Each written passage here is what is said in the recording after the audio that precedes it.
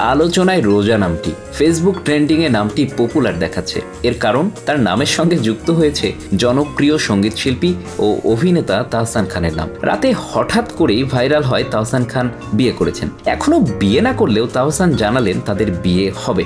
নামটি সামাজিক যোগাযোগ মাধ্যমে ছড়িয়ে পড়ার পর থেকেই সবাই ফেসবুকে খুঁজতে থাকেন রোজাকে। 10টি ছবিতে দেখে নিতে পারেন তাহসানের জীবনসঙ্গী হতে যাওয়া রোজাকে। রোজা আহমেদ নিউ ইয়র্কের ব্রাইডাল মেকআপ আর্টিস্ট। 2 বছরের বেশি সময় তিনি যুক্তরাষ্ট্রে ব্রাইডাল মেকআপ নিয়ে কাজ করছেন। পাশাপাশি তিনি মেকআপ নিয়ে শিক্ষা দেন, সেগুলো প্রকাশ করেন সামাজিক যোগাযোগ মাধ্যমে।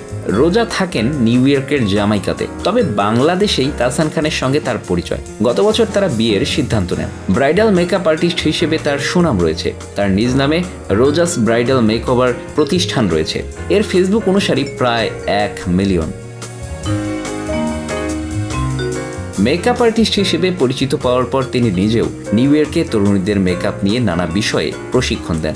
রোজা আহমেদের ইনস্টাগ্রাম থেকে জানা যায় রোজা করোনার পর থেকে যুক্তরাষ্ট্রে থাকেন। তিনি একাধিকবার সামাজিক যোগাযোগ মাধ্যমে জানিয়েছেন নিউ ইয়র্কে ব্রাইডাল মেকআপ নিয়েই তিনি থাকতে চান, তবে দেশেও মেকআপ নিয়ে কাজ করার ইচ্ছে আছে।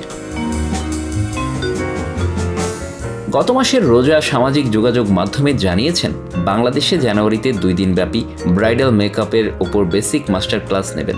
সেখানে তিনি বিশেষ মেকআপের বিশেষ কৌশল, পেশাদার নির্দেশনা দেবেন ও শেষে শিক্ষার্থীদের সনদ দেবেন।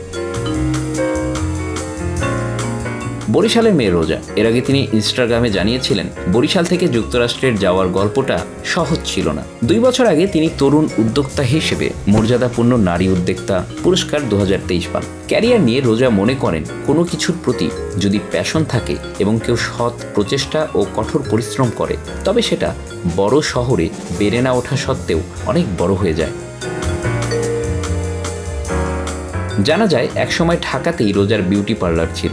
সেখানে বিভিন্ন তারকার ব্রাইডাল ফটোশুটের জন্য মেকআপ করতেন। 3 বছরের বেশি সময় আগের একটি ছবিতে বিদ্যা সিনহা মিমের সঙ্গে রোজা, তখন ঢাকাতেই থাকতেন রোজা। Bangla affairs news desk.